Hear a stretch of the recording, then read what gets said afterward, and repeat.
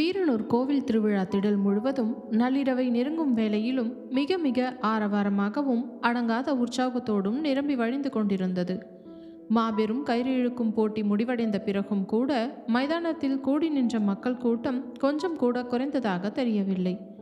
வெற்றி செல்வனின் அணியினர் பெற்ற மாபெரும் வெற்றியை கிராமத்து இளைஞர்கள் மேலதாளங்களோடு வீதிகளில் கொண்டாடி கொண்டிருக்க திடலின் ஒவ்வொரு மூலையிலும் மனிதர்களின் சிரிப்பும் சந்தோஷமும் நிரம்பி வழிந்தது. ஆனால் அந்த திடலின் ஒரு ஓரமான தென்னமரத்தின் நிழலில் நின்று கொண்டிருந்த பிரியாவின் கூர்மையான பார்வைகள் மட்டும் நண்பர்களுடன் கூட்டமாக உலாவிக் கொண்டிருக்கும் வைஷ்ணவியின் மீதே நிலைத்து நின்றது. தன் கைகளை கட்டியபடி நின்றிருந்த பிரியா தன் மனதிற்குள்ளே புன்னகையோடு யோசித்து கொண்டிருந்தாள். இந்த சிட்டி பொண்ணு வைஷ்ணவி வெற்றி செல்வனை கவனிக்கிற விதமும் அவன் கயிறெழுத்து ஜெயிச்சதை பார்த்து சொக்கி நின்ன விதமும் ரொம்ப வேற மாதிரி இருக்கே. ஒருவேளை இந்த பொண்ணுக்கு அவன் மேலே ஏதோ ஒரு ஈர்ப்பு வந்துடுச்சோ என்று நினைக்க அதே நேரத்தில் தன் நண்பர்களுடன் கலகலப்பாக பேசி சிரித்து கொண்டே கடை வீதியை நோக்கி நடந்து சென்று கொண்டிருந்தாள் வைஷ்ணவி. ஹரிணி வைஷ்ணவியின் தோலை பிடித்து குலுக்கி, ஹே வைஷு, அங்கே பாருண்டி, கடைகளில் கலர் கலராக பஞ்சு மிட்டாய் விற்கிறாங்க. நாம் போய் ஆளுக்கு ஒன்றா வாங்கி சாப்பிடலாமாடி என்று ஆசையாக கேட்டாள். வைஷ்ணவி உறக்க சிரித்து விட்டு, அடியை ஹரிணி, உனக்கு சென்னையிலையும் இதே வேலை தான், இங்கே வந்தோம் பஞ்சு மிட்டாய் கேட்குற, நீ இன்னும் சின்ன குழந்தையாவே இருக்கடி என்று கலாய்த்தாள். அதெல்லாம் எனக்கு தெரியாதுடி, எனக்கு இப்போ பஞ்சு மிட்டாய் வாங்கித்தா என்று ஹரிணி செல்லமாக அடம் பிடிக்க, சரி சரி வாடி லூசு, எல்லாருமே போய் வாங்கலாம் என்று சொல்லி நண்பர்கள் அனைவரும் பிரதான இனிப்பு கடை பக்கம் நகர்ந்தார்கள். அப்பொழுது எதிரே மிக அமைதியாக நடந்து வந்த ஒரு பெண்ணை பார்த்ததும் வைஷ்ணவி தன் நடையை திடீரென நிறுத்தினாள். அவளது நண்பர்களும் அங்கேயே நின்று விட்டார்கள். அடர் நீல நிற பட்டுச் சேலையில் முகத்தில் மெல்லிய புன்னகையோடு வந்த அந்த பெண் நேராக வைஷ்ணவியின் முன்னால் வந்து நின்றாள். வைஷ்ணவி ஒரு நொடி குழப்பத்தோடு அவளை பார்த்தாள். ஹாய். அந்த பெண் புன்னகைத்து, ஹாய் வைஷ்ணவி, நான் பிரியா என்று அறிமுகப்படுத்தி கொண்டாள். பிரியா என்ற அந்த பெயரை கேட்ட அடுத்த கணமே வைஷ்ணவிக்கு எல்லாமே சுளிரென புரிந்துவிட்டது. ஓ, நீங்களா? வெற்றி செல்வனுக்கு நிச்சயமான என்று ஆரம்பித்த வைஷ்ணவி நிலைமையின் வீரியம் உணர்ந்து வார்த்தையை பாதிலேயே நிறுத்தி கொண்டாள். பிரியா எந்தவித தயக்கமும் இல்லாமல் லேசாக சிரித்தவள், ஆமா வைஷ்ணவி, வெற்றி செல்வனுக்கு நிச்சயமான அதே பிரியா தான், இப்போ முன்னாள் நிச்சயமான பிரியா என்று அழுத்தமாக சொன்னாள். அதனை கேட்டதும் அங்கிருந்த வைஷுவின் நண்பர்கள் ஹரிணி, நித்யா, ராகுல், அரவிந்த், கார்த்திக் என அனைவரும் அப்படியே அதிர்ச்சியில் அமைதியாகி விட்டார்கள். கார்த்திக் மட்டும் வைஷ்ணவியின் முகத்தையே கவலையோடு பார்த்து கொண்டு நின்றிருந்தான். பிரியா மிகவும் இயல்பாக, உன்கிட்ட சும்மா கொஞ்ச நேரம் தனியா பேசணும்னு வந்தேன் வைஷ்ணவி என்றாள். வைஷ்ணவியும் லேசாக தலையசைத்து, சொல்லுங்க என்று சொல்லிவிட்டு நண்பர்களிடமிருந்து சற்று தள்ளி மரத்தடி பாதைக்கு நடந்து சென்றாள். இருவரும் அமைதியாக சிறிது தூரம் நடந்தார்கள். பிரியாதான் முதலில் பேச்சை ஆரம்பித்தாள். நீங்க சென்னையில் ஒரு பெரிய காலேஜில் படிக்கிறீங்களாமே? ஆமாங்க, இன்னும் சில நாளில் படிப்பு முடிஞ்சிடும் என்றாள் வைஷ்ணவி. நீங்க ரொம்ப அழகா இருக்கீங்க வைஷ்ணவி, உங்க கெத்தும் ஆட்டிடியூடும் எனக்கு ரொம்ப பிடிச்சிருக்கு என்று பிரியா பாராட்டினாள். தேங்க்ஸ்ங்க என்று வைஷ்ணவி சுருக்கமாக பதில் சொன்னாள். சில நொடிகள் இருவருக்கும் இடையே ஒரு அமைதி நிலவியது. பிறகு பிரியா நேராக வைஷ்ணவியின் கண்களை பார்த்து ஒரு விசித்திரமான கேள்வியை கேட்டாள். வைஷ்ணவி, உனக்கு அந்த வெற்றி செல்வனை பிடிக்குமா என்று. அந்த திடீர் கேள்வி வைஷ்ணவியை அத்தனை பெரிய அதிர்ச்சியில் மூழ்கடித்தது. அவளது கண்கள் விரித்தன. என்ன கேட்குறீங்க நீங்க என்று திக்கி திணறினாள். பிரியா லேசாக சிரித்து, நான் கேட்டது உனக்கு தெளிவாக புரிஞ்சது வைஷ்ணவி, உனக்கு வெற்றி செல்வனை பிடிக்குமா என்று மீண்டும் கேட்டாள். வைஷ்ணவி உடனே தன் ஈகோவை வரவழைத்து கொண்டு, சிச்சி, என்ன பேச்சு இது, எனக்கு அவரை பிடிக்குமான்னு கேட்டா கண்டிப்பா இல்லைங்க, எனக்கும் அவருக்கும் பார்த்தாலே எப்போவுமே சண்டை தான் வரும் என்று அழுத்தமாக சொன்னாள். பிரியா தன் புருவத்தை உயர்த்தி, உண்மையாவ சொல்ற என்று வினவினாள். ஆமாங்க, நேரில் அவரை பார்த்தாலே எனக்கு பயங்கர கோபந்தான் வரும். அவர் ஒரு முரட்டு ஆளு என்று வைஷ்ணவி சொன்னாள். பிரியா நிம்மதியான பெருமூச்சோடு சிரித்தாள். அப்பாடா, அது ரொம்ப நல்ல விஷயம் வைஷ்ணவி. வைஷ்ணவி தன் புருவங்களை சுருக்கி, ஏன் அப்படி சொல்றீங்க என்று கேட்டாள். பிரியா ஆழமான பெருமூச்சை வெளிப்படுத்தியபடியே சொன்னாள். ஏன்னா அந்த வெற்றி செல்வன் கூட ஒரு பொண்ணு வாழ்க்கை முழுக்க வாழறங்கிறது ரொம்ப ரொம்ப கஷ்டமான விஷயம். வைஷ்ணவிக்கு அந்த வார்த்தை பிடிக்கவில்லை. என்ன சொல்றீங்க பிரியா, எதுக்கு இப்படி பேசுறீங்க என்று கேட்க பிரியா தன் மனக்கசப்பை அவளிடம் கொட்டினாள். வெளியில பார்க்குறவங்களுக்கு அவர் ஊருக்கே நல்லது பண்ற மாசாலா தெரிவாரு. ஆனா அவரோட சொந்த வாழ்க்கையில அவரோட மனசுல என்னதான் இருக்குதுன்னு யாருக்கும் தெரியாது. நிச்சயம் முடிஞ்சு இத்தனை நாள் ஆச்சு. ஒரு நாள் கூட என்கிட்ட காதலிக்கிற மாதிரி அன்பா நடந்துக்கிட்டதே இல்லை. ஒரு வார்த்தை கூட உரிமையா பேசி நான் கேட்டதும் இல்லை. நானே ஃபோன் பண்ணினா கூட எனக்கு வேலை இருக்கு அப்புறம் பேசுறேன்னு ஃபோனை வச்சிருவார். அவரோட வாழ்க்கையில விவசாயம், அவரோட வீடு, குடும்பம், இந்த ஊரு, இதை தவிர வேற எதுவுமே முக்கியம் இல்லை. அப்படிப்பட்ட ஒரு கல் மாதிரி இருக்கிற மனுஷன் கூட வாழ முடியாதுன்னு தான் நான் இந்த கல்யாணத்தையே வேண்டாம்னு நிறுத்தினேன் என்றால் கேத்தாக. வைஷ்ணவி அமைதியாக அவளது பேச்சை கேட்டுக்கொண்டிருந்தாள். ஆனால் பிரியா சொன்ன அந்த வார்த்தைகள் எதுவும் வைஷ்ணவியின் மனதிற்கு சரி என்று தோன்றவே இல்லை. ஏனென்றால் வைஷ்ணவி தன் சொந்த கண்ணால் பார்த்த வெற்றி செல்வன் அப்படிப்பட்ட கல் நெஞ்சக்காரன் இல்லை. அவன் கோபம் இருந்தது, பிடிவாதமும் இருந்தது, கெத்து கூட இருந்தது. ஆனால் அதே நேரத்தில் கோவிலில் கண்ணாடி குத்தி ரத்தம் கொட்டிய ஒரு தெரியா குழந்தையின் உயிரை காப்பாற்ற தன் பட்டு துண்டை கிழித்து கட்டுப்போட்டு தூக்கி கொண்டு ஓடியவனும் அவன்தான். தன் தென்னந்தோப்பில் ஆபத்தான மோட்டார் ஒயரில் கை வைக்க வேண்டாம் என்று எச்சரித்து சண்டையை கூட மறந்து தன் தங்கை கீர்த்தியை காப்பாற்றியவனும் அவன்தான். வயல் வரப்பில் தான் செய்த தவற்றை ஒப்புக்கொண்டு மன்னிப்பு கேட்டபோது கம்பீரமான புன்னகையோடு பெருந்தன்மையாக பேசியவனும் அவன்தான். வைஷ்ணவி மெதுவான ஆனால் உறுதியான குரலில் பேச்சை ஆரம்பித்தாள். ஒருவேளை பிரியா பிரியா திரும்பி, என்ன வைஷ்ணவி என்று கேட்க, நீங்கள் நினைக்கிற மாதிரி அவர் அவ்வளோ மோசமானவராக இல்லாமல் கூட இருக்கலாம்ல என்று வைஷ்ணவி வெற்றியின் பக்கம் நின்று பேசினாள். பிரியா ஆச்சரியத்தோடு அவளை பார்த்தாள். என்ன வைஷ்ணவி, நீ அவனுக்கு சப்போர்ட் பண்ணி பேசுறியா என்றதும் வைஷு லேசாக தடுமாறி, ஐயோ நான் அவருக்கு சப்போர்ட் பண்ணலங்க. ஆனால் ஒரு மனுஷனை சில நாட்கள்லேயே வச்சு முழுசாக தப்பாக எடை போட்டுற முடியாதுல்ல. அவரோட இயல்பு அப்படி இருக்கலாம், ஆனால் அவருக்குள்ளேயும் நல்லது இருக்கு என்று உண்மையை சொன்னாள். பிரியா சில நொடிகள் அமைதியாக அவளது கண்களை பார்த்தாள். பிறகு புன்னகையோடு சொன்னாள், சரி வைஷ்ணவி, உனக்கு இன்னும் அவரை பற்றி முழுசாக தெரியல, போக போக புரிஞ்சுப்ப என்று சொல்லிவிட்டு அங்கிருந்து நகர்ந்தாள். அந்த உரையாடல் அத்தோடு முடிந்தது. ஆனால் அந்த மரத்தடி உரையாடலை தூரத்திலிருந்து ஒருவன் தன் கூர்மையான பார்வையால் கவனித்து கொண்டிருந்தான். அவன் வேறு யாருமில்லை, வெற்றி செல்வன்தான். பிரியா வைஷ்ணவியை தேடி வந்து பேசுவதை தூரத்திலிருந்தே பார்த்திருந்தான். ஆனால் சத்தமும் ஆரவாரமும் நிறைந்த அந்த திருவிழா கூட்டத்தில் அவர்கள் என்ன பேசிக்கொண்டார்கள் என்பது அவனுக்கு கேட்கவில்லை.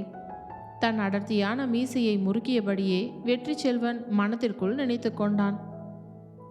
கல்யாணம் நின்று போன கதை பற்றி இந்த பிரியா அந்த பொண்ணுக்கிட்ட என்னத்தை புதுசாக பேசி குழப்பிட்டு போயிருப்பா என்று யோசித்தபடியே தன் வேலையை கவனிக்க நகர்ந்தான். இரவு நேரம் மேலும் அழகானது. வீரனூர் ஸ்ரீ தர்மசாஸ்தா கோவில் திருவிழாவின் மிக முக்கியமான ஊர் மக்கள் அனைவரும் ஆயிரக்கணக்கில் கூடும் பிரம்மாண்டமான தேர்பவனி நிகழ்வு தொடங்க இருந்தது. வண்ண வண்ண மலர்களாலும் ஒளி வீசும் மின் விளக்குகளாலும் அலங்கரிக்கப்பட்ட பிரம்மாண்டமான தேர் கோவிலின் பிரதான வாசலில் வந்து கம்பீரமாக நின்றது. மொத்த வீரனூர் கிராமமே அந்த தேரடியை சுற்றி ஒன்று திரண்டிருந்தது. ஆண்கள், பெண்கள், முதியவர்கள், சிறியவர்கள் என அனைவரும் நீண்ட கயிற்றை பிடித்து வடமிழுக்க ஆயத்தமாக நின்றார்கள். ஹரோஹரா என்ற முழக்கம் விண்ணை பிளந்தது. முன்வரிசையில் வைஷ்ணவியும் அவளது நண்பர்களும் ஆர்வத்தோடும் ஆச்சரியத்தோடும் அந்த தேர்பவனியை பார்த்து கொண்டு நின்றிருந்தார்கள். அந்த சமயத்தில் அலைமோதிய மனித கூட்டத்தின் நெரிசலில் திடீரென ஒரு மிகப்பெரிய அலறல் சத்தமும் கூச்சமும் கேட்டது. ஐயோ, என் குழந்தை, வழியை விடுங்கடா, என் பையன் கூட்டத்தில் மாட்டிக்கிட்டான் என்று ஒரு தாய் கதறி அழுதாள். சுமார் 4 வயதான ஒரு சிறிய குழந்தை மனிதர்களின் கால்களுக்கு இடையே மாட்டிக்கொண்டு பயத்தில் அலறி அழுது கொண்டிருந்தது. தேர் வடமிழுக்க மக்கள் கூட்டம் ஆவேசமாக முன்னோக்கி நகர தொடங்கியது. அந்த குழந்தை நிலை குலைந்து கரடுமுரடான தரையில் கீழே விழப்போனதும் குழந்தைகள் மீது மக்கள் கால்கள் பட்டுவிடும் அபாயம் ஏற்பட்டது. அந்த பேரபாயமான நொடியில் அங்கிருந்த 2 கரங்கள் மின்னல் வேகத்தில் பாய்ந்து வந்து ஒரே நேரத்தில் அந்த குழந்தையை தாங்கி பிடித்தன. ஒரு கை முறுக்கேறிய பலமான வெற்றி செல்வனின் கை, மற்றொரு கை மென்மையான வளையல்கள் குலுங்கும் வைஷ்ணவியின் கை. 2 கரங்களும் அந்த குழந்தையின் உடம்பில் ஒன்றாக உரசிக்கொண்டு தாங்கி பிடித்த அந்த மாசான நொடியில் வெற்றி செல்வனும் வைஷ்ணவியும் ஒரே நேரத்தில் நிமிர்ந்து ஒருவரையொருவர் நேருக்கு நேராக பார்த்தார்கள். அந்த மாலையின் விளக்கு வெளிச்சத்தில் இருவரது பார்வைகளும் சில வினாடிகள் எந்த ஒரு வார்த்தையும் இன்றி ஆழமாக மோதிக்கொண்டன. குழந்தை பத்திரமாக காப்பாற்றப்பட்டு தாயிடமும் ஒப்படைக்கப்பட்டது. ஆனால் அந்த நொடியில் வெற்றி செல்வன் மற்றும் வைஷ்ணவி ஆகிய இருவரின் மனதிற்குள்ளும் இதுவரை அனுபவித்திராத வார்த்தைகளால் விவரிக்க முடியாத ஒரு புதிய உணர்ச்சியும் பூரிப்பும் சட்டென அரும்பியது. அதை உடனடியாக காதல் என்று சொல்லிவிட முடியாது. ஆனால் அவர்கள் இருவருக்குள்ளும் ஆரம்பத்தில் இருந்த அந்த முந்தைய கோபமும் ஈகோவும் வெறுப்பும் முற்றிலுமாக மறைந்து இதயங்கள் மெல்ல உரச தொடங்கியிருந்தன. வீரனூர் கோவில் திருவிழாவின் உச்சக்கட்ட நிகழ்வான மாபெரும் தேர்பவனி ஊரின் 4 ரத வீதிகளையும் சுற்றி வந்து இனிதே முடிவடைந்தது. தேர்பவனி முடிவடைந்ததும் அலைமோதிய மக்கள் கூட்டம் மெல்ல மெல்ல கரையத் தொடங்கியது. இரவு நேரம் ஆழமாக இறங்க ஆரம்பித்திருந்தாலும் வீரனூர் மக்களின் முகங்களில் இருந்த உற்சாகமும் ஆரவாரமும் மட்டும் கொஞ்சம் கூட குறையவே இல்லை. ஏனென்றால் திருவிழாவின் அடுத்த பிரம்மாண்டமான நிகழ்வாக கோவில் பிரதான மைதானத்தில் அமைக்கப்பட்டுள்ள பிரம்மாண்டமான கலைமேடையில் இன்னிசை பாட்டு கச்சேரி தொடங்கப் போகிறது. கச்சேரிக்கான வேலைகளில் ஊர் இளைஞர்கள் அனைவரும் படு சுறுசுறுப்பாக இயங்கிக் கொண்டிருந்தார்கள். வரிசையாக ஆயிரக்கணக்கான நாற்காலிகள் அடுக்கி வைக்கப்பட்டிருந்தன. மைக் செட்டுகள் சரிபார்க்கப்பட்டு வண்ண வண்ண மேடை மின்விளக்குகள் ஜொலிக்க தொடங்கியது. மேடையின் அருகே நின்று கொண்டிருந்தான் வெற்றி செல்வன். டே அன்பு, அந்த வலது பக்க ஸ்பீக்கரை கொஞ்சம் மைதானத்தை நோக்கி திருப்புடா, அப்பதான் பின்னாடி நிற்கிறவங்களுக்கும் சத்தம் தெளிவாக கேட்கும் என்று தன் கம்பீரமான குரலில் உத்தரவிட்டான். அன்பு செல்வன் தன் சட்டையை மடித்து விட்டு, சரிங்கண்ணே, இப்போவே சரி பண்ணிடுறேன் என்று சொல்லி ஓடோடி சென்று அந்த வேலைகளை பார்த்தான். உண்மையிலேயே வீரனூர் கிராமத்தில் எந்த ஒரு பொது விழாவாக இருந்தாலும் சரி, முதலாளாக ஓடி வந்து நின்று தன் உடம்பின் வலியை பொருட்படுத்தாமல் வேலைகளை இழுத்து போட்டு செய்வான் வெற்றி செல்வன். அதனால்தான் அந்த ஊரில் இருக்கும் சின்னஞ்சிறு குழந்தைகள் முதல் வயதான பெரியவர்கள் வரை அனைவரும் அவனது மனிதநேயத்தையும் உழைப்பையும் பார்த்து அவனை மனதார மதித்தார்கள். அதே நேரத்தில் மேடைக்கு நேர் எதிரே போடப்பட்டிருந்த சிறப்பு நாற்காலிகளில் வந்து அமர்ந்தனர் வைஷ்ணவியும் அவளது நண்பர்களும். சுற்றிலும் ஜொலித்த வண்ண விளக்குகளையும் மைதானத்தில் கூடி நின்ற ஆயிரக்கணக்கான மக்களையும் பார்த்து ஹரிணி தன் ஆச்சரியத்தை அடக்க முடியாமல் பேசினாள். வாவ் வைஷு, உண்மையிலேயே உங்கள் ஊர் திருவிழா இவ்வளவு பிரம்மாண்டமா, இவ்வளோ கிராண்டாக நடக்கும்னு நான் கொஞ்சம் கூட எதிர்பார்க்கவே இல்லடி என்று கூற அருகில் அமர்ந்திருந்த நண்பன் அரவிந்தும் தன் தலையசைத்து ஒத்துக்கொண்டான். ஆமாடி ஹரிணி, நாம் படிக்கிற சென்னை சிட்டியில் கூட இவ்வளோ பெரிய மக்கள் கூட்டத்தை ஒரே இடத்துல பார்க்க முடியாதுடா, செம்ம அட்மாஸ்பியர் என்று கூற வைஷ்ணவி தன் பட்டுப்பாவடை தாவாணியை சரி செய்தபடி பெருமையோடு சிரித்தாள். ஹலோ சென்னை மக்களே, எங்கள் வீரனூர் ஊர் ஒன்றும் சாதாரணமான ஊர் இல்லடா, இது வரலாற்று சிறப்பு மிக்க திருவிழா. நண்பன் ராகுல் உறக்க சிரித்தவன், சரிதான் மேடம், அது இங்கே வர்ற கூட்டத்தை பார்த்தாலே எங்களுக்கு நல்லா தெரியுது என்றான். அப்பொழுது மேடையின் ஒளிபெருக்கு பெட்டியின் அருகே நின்று வேலைகளை கவனித்துக் கொண்டிருந்த வெற்றி செல்வனின் பார்வை தற்செயலாக எதிரே அமர்ந்திருந்த நண்பர்கள் கூட்டத்தின் மீது விழுந்தது. சில நொடிகள் அவனது கூர்மையான பார்வைகள் எந்த ஒரு சலனமும் இன்றி வைஷ்ணவியின் புன்னகை பூத்த முகத்தின் மீதே நிலைத்து நின்றன. அதே நேரத்தில் தற்செயலாக தன் தலையை நிமிர்த்திய வைஷ்ணவி வெற்றி செல்வன் தன்னையே பார்த்து கொண்டிருப்பதை கச்சிதமாக கவனித்து விட்டாள். இருவரின் பார்வைகளும் மாலையின் மின்விளக்கு வெளிச்சத்தில் நேருக்கு நேராக மோதிக்கொண்டன. அந்நேரம் உடனே வைஷ்ணவிக்குள் இருந்த அந்த பழைய குறும்புத்தனம் தலை தூக்கியது. தன் புருவங்களை உயர்த்தி "என்ன வேணும்?" என்பது போல தன் உதடுகளை மட்டுமே அசைத்து கிண்டலாக கேட்டாள். அவளது அந்த திடீர் கேள்வியை கண்ட வெற்றி லேசாக தடுமாறி உடனடியாக தன் முகத்தை வேறு பக்கம் திருப்பிக் கொண்டு மேடை பக்கம் நடந்தான். அவனது அந்த சிறிய தடுமாற்றத்தை கவனித்த ஹரிணியும் நித்யாவும் ஹஹா என்று உரக்க சிரித்து விட்டார்கள். வைஷ்ணவி தன் தோழிகளை பார்த்து "ஏண்டி சிரிக்கிறீங்க, லூசுங்களா?" என்று கேட்க ஹரிணி அவளது காதருகே வந்து "பின்ன சிரிக்காம என்னடி பண்ணுவாங்க? அந்த வெற்றி செல்வன் அண்ணன் உன்னையே தான் வச்ச கண்ணு வாங்காம பார்த்துக்கிட்டு இருந்தாரடி" என்று கிண்டல் அடித்தாள். வைஷ்ணவி தன் முகத்தை சுளைத்து கொண்டு "போடியங்க, அந்த ரோபோட்டுக்கு என்ன மாதிரி ஆட்களை வேடிக்கை பார்க்கறத தவிர வேற வேலையே இல்லை பாரு" என்று மெல்லிய குரலில் முணுமுணுத்தாள். சிறிது நேரத்திலேயே மங்கள இசை முழங்க வீரனூர் திருவிழாவின் மாபெரும் பாட்டு கச்சேரி இனிதே ஆரம்பமானது. சிறந்த மேடை பாடகர்கள் ஒன்றன் பின் ஒன்றாக இறங்கி பக்தி பாடல்களையும் கிராமி பாடல்களையும் பாடி ஊர் மக்களை தன் வசப்படுத்தி கொண்டிருந்தனர். மைதானத்தில் இருந்த மக்கள் அனைவரும் அந்த இசையில் மூழ்கி ரசித்து கொண்டிருந்தனர். பாட்டு கச்சேரியின் இடைவேளையின் போது மேடையிலிருந்த பிரதான பாடகர் மைக்கை பிடித்துக்கொண்டு உரத்த குரலில் பேசினார். அன்பார்ந்த வீரனூர் பொதுமக்களே, நம்ம கச்சேரியோட இடைவேளையா இங்கே கூடியிருக்கிற ஊர் பொதுமக்களுக்கோ அல்லது இளைஞர்களுக்கோ பாட்டு பாடுறதுல ஆர்வம் இருந்தா தாராளமாக மேடைக்கு வந்து ஒரு பாட்டு பாடலாம் என்று அழைப்பு விடுத்தார். அந்த அறிவிப்பை கேட்ட அடுத்த கணமே வைஷ்ணவியின் நண்பர்கள் அனைவரும் ஒரே நேரத்தில் வைஷ்ணவியின் பக்கம்தான் திரும்பினார்கள். ஹரிணி அவளது கையை பிடித்து "ஏய் வைஷு, நீ போடி, நீ மேடையில் ஏறி பாடுடி" என்றாள். வைஷ்ணவி அதிர்ச்சியாகி "என்னடி லூசு மாதிரி பேசுகிற, நான் எதுக்கடி மேடைக்கு போகணும்?" என்று மறுத்தாள். ராகுலும் அரவிந்தும் விடாமல் "ஏய் வைஷு, நீ தானே நம்ம காலேஜ் ஃபங்க்ஷன்லாம் செமையாக பாடுவ, உனக்கு அத்தனை இனிமையான குரல் இருக்குதுடி, போய் ஒரு பாட்டு பாடுடி" என்று அவளை வற்புறுத்தி நாற்காலியில் இருந்து எழுப்பினார்கள். கார்த்திக்கும் அவளை பார்த்து "ஆமா வைஷு, நீ பாடு, எல்லாரும் கேட்கட்டும்" என்று ஆசையோடு சொன்னான். அவள் எவ்வளவு தடுத்தும் கேட்காமல் நண்பர்கள் அனைவரும் சேர்ந்து அவளை மேடையை நோக்கி தள்ளிவிட்டனர். வேறு வழியின்றி தயங்கியபடியே பிரம்மாண்டமான மேடையின் நடுவே வந்து நின்றாள் வைஷ்ணவி. ஆயிரக்கணக்கான ஊர் மக்களின் பார்வைகளும் மேடையின் பிரகாசமான மின்விளக்குகளும் அவள் மீது விழுந்த அந்த நொடியில் அவளுக்குள்ளே லேசான பதற்றமும் பயமும் தொற்றிக்கொண்டது. மைக்கை தன் கையில் பிடித்து கொண்ட வைஷ்ணவி ஒரு நொடி தன் கண்களை மூடி ஆழமாக மூச்சினை உள்ளிழுத்தாள். பிறகு தன் இனிமையான தேன் போன்ற குரலில் பாடத் தொடங்கினாள்.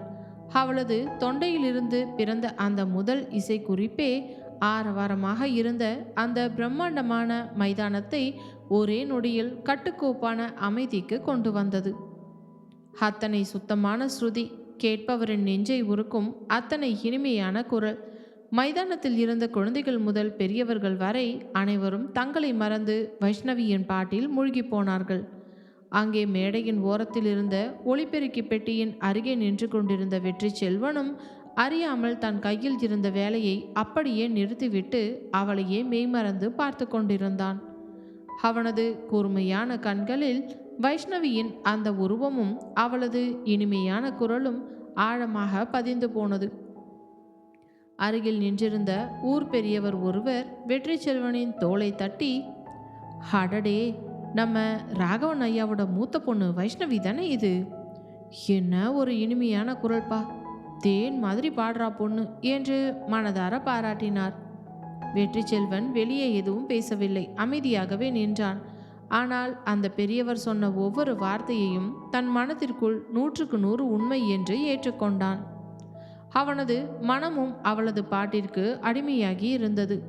பாடல் பாடி முடித்த அடுத்த கணமே மொத்த மைதானமும் அதிரும் அளவுக்கு ஊர் மக்களின் கைத்தட்டல் சத்தமும் விசில் கூச்சல்களும் விண்ணை பிளந்தன. வைஷ்ணவியின் முகம் மகிழ்ச்சியிலும் நாணத்திலும் மலர்ந்தது. மேடையிலிருந்து பாடகர்களிடம் ஆசி பெற்று புன்னகையோடு கீழே இறங்கி வந்தாள். அப்பொழுது மேடை படிக்கட்டின் அருகே நின்றிருந்த வெற்றி செல்வன் மெதுவான எட்டுக்களை எடுத்து வைத்து அவளது அருகே வந்து நின்று அவளது கண்களை நேருக்கு நேராக பார்த்து தன் கம்பீரமான குரலில் மென்மையாக சொன்னான். ரொம்ப நல்லா பாடுறீங்க வைஷ்ணவி. அந்த ஒற்றை வரியை கேட்ட அடுத்த கணமே வைஷ்ணவி பேரதிர்ச்சியில் உறைந்து போய் நின்றாள். ஏனென்றால் தன் வாழ்நாளில் இந்த முரட்டு வெற்றி செல்வன் தன்னை நேரில் வந்து மனதார பாராட்டுவான் என்று அவள் கொஞ்சமும் எதிர்பார்க்கவே இல்லை. அவளது இதயம் லேசாக துடித்தது. தன் பதற்றத்தை மறைத்து கொண்டு தேங்க்ஸ் என்று மெதுவான குரலில் சொன்னாள். சில நீண்ட நொடிகள் இருவருக்கும் இடையே ஒரு இனிமையான அமைதி நிலவியது. பிறகு வைஷ்ணவியின் மனதிற்குள் இருந்த அந்த சுட்டித்தனமான குறும்பு மீண்டும் வெடித்து கொண்டது. தன் புருவங்களை உயர்த்தி, ஏன் வெற்றி செல்வன், நீங்கள் கூட தான் என் நேரமும் கெத்தாக சுத்துறீங்களே, நீங்களும் இந்த மாதிரி மேடையில் ஒரு பாட்டு பாடுவீங்களா என்று குறும்பாக கேட்டாள். வெற்றி செல்வனும் லேசாக தன் மீசையை வருடி, இல்லைங்க, எனக்கு பாடலாம் வராது என்றான். ஏன் வரலைங்கிறீங்க? முயற்சி பண்ணி பார்க்க வேண்டியது தானே. எனக்கு அந்த மாதிரி மேடையில் பாடுற பழக்கமெல்லாம் கிடையாதுங்க. வராத ஒன்றை பண்ணி ஊர் முன்னாடி அசிங்கப்பட முடியாது என்று வெற்றி அமைதியாக சொன்னான். வைஷ்ணவி தன் உதடுகளை சுழித்து, அப்படியா சங்கதி? ஆனால் நான் நம்ப மாட்டேன். உங்களுக்கு கண்டிப்பாக பாட தெரியும். நீங்கள் வேணும்னே தான் மறைக்கிறீங்க என்று சாதித்தாள். வெற்றி செல்வன் அவளது குறும்பான முகத்தை பார்த்து லேசாக புன்னகைத்தவன், நீங்கள் நம்புறதும் நம்பாததும் உங்களோட விருப்பங்க என்று நிதானமாக சொல்லிவிட்டு தன் கம்பீரமான நடையோடு அங்கிருந்து நகர்ந்து சென்றான். வைஷ்ணவி ஓடி வந்து தன் நண்பர்களிடம் நின்று, பாரடி, இந்த ஆள் பாராட்டுற மாதிரி வந்துட்டு மறுபடியும் தான் கெத்த காட்ட ஆரம்பிச்சிட்டாரு என்று சிரித்து கொண்டே சொன்னாள். நண்பர்கள் அனைவரும் அவளுடைய பேச்சை கேட்டு உரக்க சிரித்தார்கள். நள்ளிரவு வேலை. சிறப்பாக நடந்து முடிந்த பாட்டு கச்சேரியை தொடர்ந்து திருவிழாவின் கலை நிகழ்ச்சிகள் நிறைவடைந்தன. ஊர் மக்கள் அனைவரும் தங்கள் வீடுகளை நோக்கி திரும்ப ஆரம்பிக்க வைஷ்ணவியும் அவளது நண்பர்களும் வீட்டை நோக்கி நடந்து கொண்டிருந்தார்கள். வீட்டிற்கு செல்லும் வழியில் ஹரிணி மெதுவாக வைஷ்ணவியின் தோளிட தோல் உரசி நடந்து வந்தவளோ, ஏண்டி வைஷு? என்னடி ஹரிணி? ஒரு விஷயம் கேட்பேன், நீ என்கிட்ட உண்மையை மட்டும்தான் சொல்லணும். என்னடி உண்மையை சொல்லணும் என்று வைஷ்ணவி தன் நடையை குறைக்காமலேயே கேட்டாள். ஹரிணி அவளது கண்களை பார்த்து ஆழமாக கேட்டாள், உனக்கு உண்மையிலேயே அந்த வெற்றி செல்வனை பிடிச்சிருக்காடி? அந்த கேள்வியை கேட்ட அடுத்த கணமே வைஷ்ணவி நடந்து கொண்டிருந்த இடத்திலேயே தன் நடையை சட்டென நிறுத்தினாள். அவளது இதயம் ஒரு நொடி நின்று மீண்டது. தன் முகத்தில் எந்த உணர்ச்சியையும் காட்டாமல், அடியே ஹரிணி, உனக்கு என்னடி பைத்தியமா பிடிச்சிருக்கு? அந்த ஒரிஜினல் ரோபோட்டையாடி எனக்கு பிடிக்கும். அவனை பார்த்தாலே எனக்கு எந்நேரமும் கடுப்பும் எரிச்சலும் தாண்டி வரும் என்று ஆவேசமாக பதிலளித்தாள். ஹரிணி நக்கலாக சிரித்து, சரி சரி மேடம், நீங்கள் சொன்னதை நான் நம்பிட்டேன் என்று சொல்லிவிட்டு நகர்ந்தாள். ஆனால் அந்த மறுப்பு பதிலை சொன்ன அந்த கணத்தில் ஏனோ வைஷ்ணவியின் சொந்த மனசே அவளது வார்த்தைகளை 100க்கு 100 ஒத்துக்கொள்ள மறுத்தது. அவளது இதயத்தின் ஏதோ ஒரு மூலையில் வெற்றி செல்வனின் கம்பீரமான உருவம் ஆழமாக பதிந்திருந்தது. அதே நேரத்தில் கோவில் மைதானத்தின் விளக்குகளை அணைத்துவிட்டு தன் வீட்டை நோக்கி தனிமையில் நடந்து சென்று கொண்டிருந்தான் வெற்றி. அவன் அருகே மெதுவாக ஓடி வந்தான் அன்பு செல்வன். அண்ண, என்னடா அன்பு, நம்ம ராகவன் மாமா வீட்டு வைஷ்ணவி உண்மையிலேயே எவ்வளோ அழகா தேன் மாதிரி பாடுறாங்கல்லண்ணா என்று ஆசையோடு கேட்டான். வெற்றி செல்வன் சில நொடிகள் அமைதியாகவே நடந்தான். பிறகு தன் கம்பீரமான குரலில், ஆமாண்டா அன்பு, பொண்ணு ரொம்பவே நல்லா பாடுது என்று ஒற்றை வரியில் தன் மனதில் இருப்பதை சொன்னான். அதனை கேட்ட அன்பு செல்வனும் குறும்பாக சிரித்தவனோ, ஓஹோ, நம்ம கெத்தான அண்ணன் வாயாலேயே ஒரு பொண்ணை பாராட்டி வார்த்தை வந்துடுச்சே என்று கலாய்க்க, வெற்றி அவனை முறைத்து, டே அன்பு, தேவையில்லாமல் எதையாவது யோசிச்சு வளராம அமைதியா வீட்டுக்கு நடடா என்று அதட்டினான். அன்பு சிரித்து கொண்டே மின்னால் ஓட வெற்றி வீட்டை நோக்கி நடந்தான். ஆனால் அவனது கூர்மையான எண்ணங்களில் மட்டும் மேடையின் மின்விளக்கு வெளிச்சத்தில் தேன் போன்ற குரலில் பாடிக்கொண்டிருந்த வைஷ்ணவியின் அந்த அழகான முகமும் அவளது சுட்டித்தனமான கண்களும் மீண்டும் மீண்டும் தோன்றி அவளது இதயத்தை உரசிக்கொண்டே இருந்தன. திருவிழாவின் கடைசி நாள் அதிகாலை விடுந்தது முதலே ஊர் முழுவதும் ஒருவிதமான பரபரப்பும், அதே சமயம் திருவிழா முடியப் போகிறதே என்ற மெல்லிய ஏக்கம் நிறைந்த அமைதியும் கலைந்தே காணப்பட்டது. மங்கள வாத்தியங்கள் ஒலித்து கொண்டிருக்க ஊர் மக்கள் அனைவரும் கடைசி நாள் சிறப்பு பூஜைகளுக்காக கோவிலில் கூடிக்கொண்டிருந்தனர். ஆனால் ராகவன் வீட்டின் பிரதான வரவேற்பறையில் அமர்ந்திருந்த வைஷ்ணவியின் சென்னை நண்பர்கள் முகத்தில் மட்டும் ஒரு பெரிய சோகமும் வருத்தமும் அப்பட்டமாக தெரிந்தது. ஹரிணி தன் கையில் இருந்த டீ கப்பை வைத்தபடி, நாளைக்கு காலையில் நாம் எல்லாரும் சென்னைக்கு கிளம்பணும்லடி என்று சோகமான குரலில் பெருமூச்சு விட்டாள். ராகுலும் தன்னுடைய தலையை அசைத்து, ஆமாண்டி ஹரிணி, உண்மையாகவே இந்த ஒரு வாரம் எப்படி போச்சுனே தெரியலடி. இந்த வீரனூர் ஊரும் திருவிழாவும் மக்களோட அன்பும் ரொம்ப ரொம்ப ஜாலியாக இருந்துச்சு. இப்போ திரும்பி போகிறதுக்கு மனசே வரலை என்றான். அரவிந்தும் கார்த்திக்கும் கூட அமைதியாக இருந்தார்கள். கார்த்திக்கின் பார்வை மட்டும் வைஷ்ணவியின் மீதே இருந்தது. வைஷ்ணவி ஜன்னல் அருகே நின்று அமைதியாக வெளியே தெருவையே பார்த்து கொண்டிருந்தாள். உண்மையை சொன்னால் நண்பர்களுக்கு மட்டுமே அந்த வருத்தம் இருக்கவில்லை. வைஷ்ணவியின் மனதிற்குள்ளும் இந்த ஊரை விட்டு கிளம்ப கொஞ்சம் கூட மனசு வரவில்லை. அதற்கு காரணம் வெறும் திருவிழா மட்டும்தானா, அல்லது தினமும் தன்னுடன் வீம்புக்கு சண்டை போட்டு கொண்டிருந்து விட்டு பிறகு தன் இயல்பான மனிதநேயத்தால் தன் இதயத்தில் மெல்ல குடியேறிய அந்த முறுக்கு மீசைக்கார வெற்றி செல்வனும் தானா என்பது அவளுக்கே புரியாத புதிராக இருந்தது.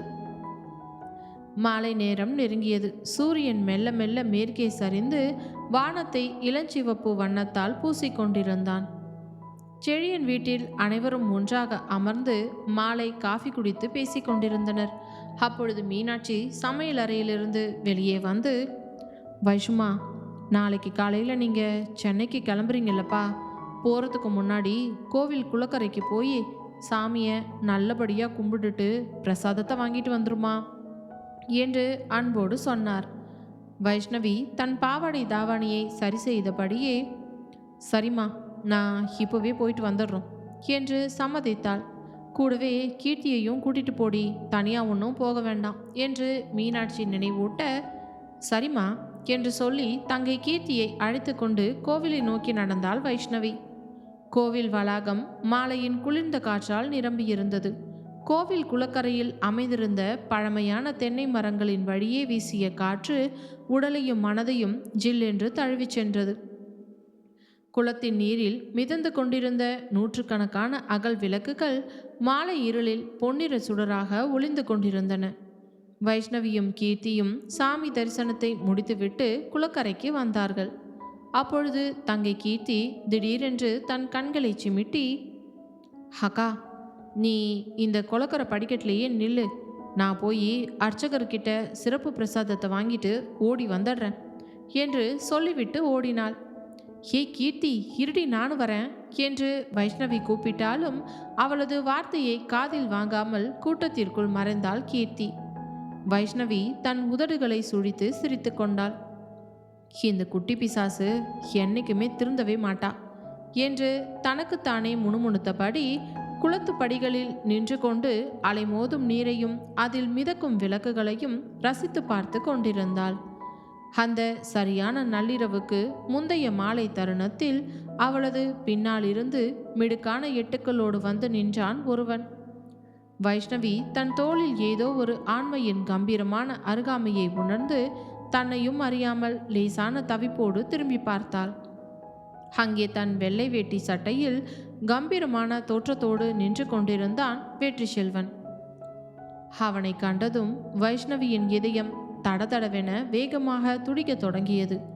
அவளது கண்களில் ஒரு சிறிய தடுமாற்றமும் நாணமும் மின்னி மறைந்தது. தன் பதற்றத்தை சமாளித்து கொண்டு, நீங்களா என்று மெதுவான குரலில் கேட்டாள்.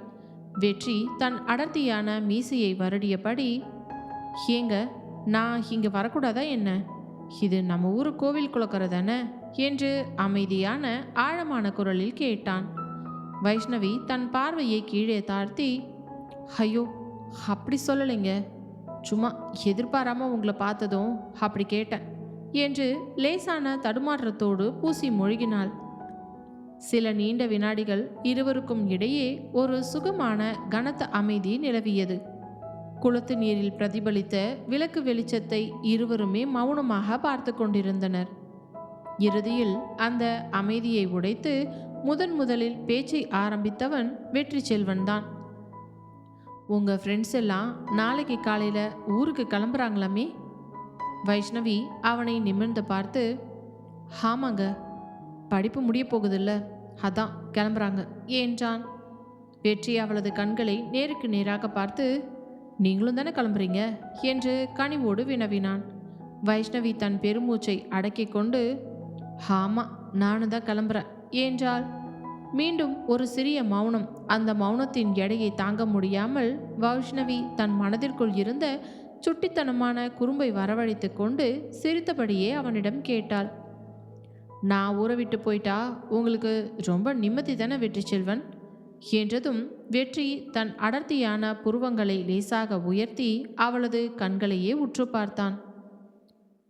எதுக்குங்க அப்படி சொல்றீங்க என்று புரியாமல் கேட்க வைஷ்ணவி தன் தலையை சரித்து, பின்ன என்னங்க, தினமும் உங்ககிட்ட வந்து தேவையில்லாமல் வம்பு இழுத்து சண்டை போட இங்கே இனிமே எந்த பொண்ணும் இருக்க மாட்டாளே, உங்களுக்கு ரொம்ப நிம்மதியாக போயிடுமில்ல என்று சிரித்தபடி கேட்டாள்.